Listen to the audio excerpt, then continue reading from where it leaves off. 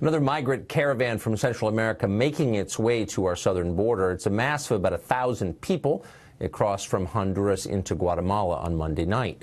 The president responded today on Twitter to all this. He said this, quote, "The United States has strongly informed the president of Honduras that if the large caravan of people heading to the U.S. is not stopped and brought back to Honduras, no more money or aid will be given to Honduras effective immediately."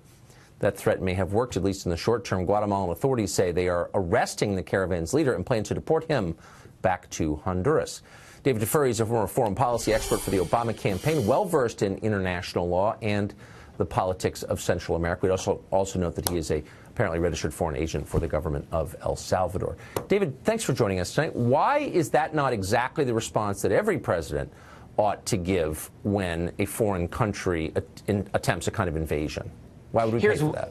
Here's why. So we have every right to protect our border, and we don't have to let any of these migrants in. But if the goal is for them not to come here, we should not be cutting off foreign aid to Honduras. Honduras is getting that aid from the U.S. so we can help improve the economy in Honduras. And the reason these people are leaving Honduras is because the economy is terrible and there are no jobs. These are economic refugees, and the reason they're trying to come to the U.S. is they're looking for a better life. So if we don't want them to come, in the long term, if we don't want them to come, we have to try to work with Honduras and the other countries in Central America to improve their economies so the people stay.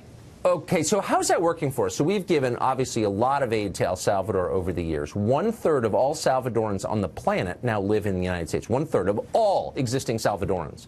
So clearly, everything we've done for Salvador hasn't stopped the flow of 1/3 of their entire population into our country. So, that doesn't actually work. So why not just say, look, rich people who run third world country, we're going to punish you personally if you let this crap continue. Why is that a bad idea? We haven't given very much money to Central America. Now, keep in mind, we only give about 1% of our budget overall in foreign aid around the world. Just a very small amount of that goes to Central America. Look at the Marshall Plan that we put in place. How much goes to, wait, hold on. Why do we give any? 1/3 of all Salvadorans live in our country, okay, a lot of them illegally, and I'm sure they're all great people. I'm not attacking them.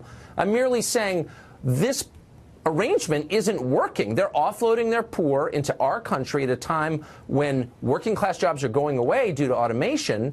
They're benefiting, we're losing, and we're still paying them. So shouldn't we reassess this? I just explained that to you. The reason that we're giving aid is to help improve those countries so the people stay. That's the long-term goal. I think you and I both agree on that, as do many policymakers here in Washington. Well, but no, we haven't done a good enough job. Neither Democrats nor Republicans have done a good enough job of helping these countries improve their economies, helping these countries improve the rule of law, so people don't leave. That's not true. But hold on. That is true, Tucker. So we look at the results. And Mexico has jumped more than 10 spots on the economic development list internationally. I think it's now number 11. We've made Mexico rich with trade. Billions and billions of dollars, millions of jobs. And yet we still have 22 million people in this country legally, the majority of them Mexican.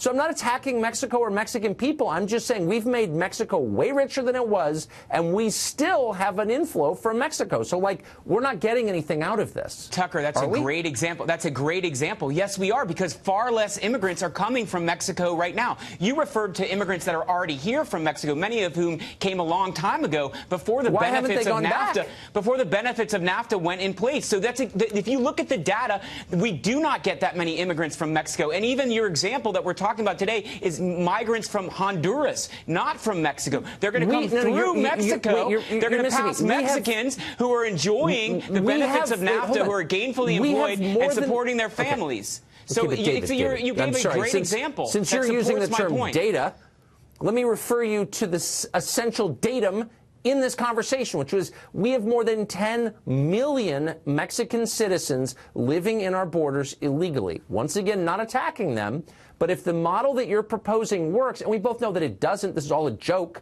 this is all a huge lie. The whole point is to make the Democratic Party more powerful. We both know that, but let's pretend, let's just play along. If your model works, then why are they still here? Why haven't they gone back to the newly enriched Mexico, which we enriched with our money and our jobs? Well, many came a long time ago. The data I'm referring to is over the last few years, illegal immigration from Mexico has gone down. You agree with me about that, right? Well, but I'm missing it. So we made Mexico, you'll concede, because the data, as you said, show that Mexico's way richer than it was 20 years ago, way richer. We did that. We suffered as a result of that, but we also got all of their poor people who they didn't feel like supporting with their non-existent social safety net so they can make more billionaires, which they have assiduously done. And we get shafted, and we're paying for the health care of their poorest people. You don't see what I'm talking about at all? No, because your point doesn't even make sense. We're talking about illegal immigration, right? And illegal immigration has gone down for Mexico. And it could go down for Honduras and Guatemala and other countries in Central America if we helped improve those economies. We only give a little bit of money, so let's help improve those economies so the people I think it's a really good point. gainfully It's our fault, there. And we need to pay more. So think of that. I'm not saying it's our fault. That's where your I've never said it's our fault. I said we can help. Oh, it's totally our fault. David, thank you so much. Thank you.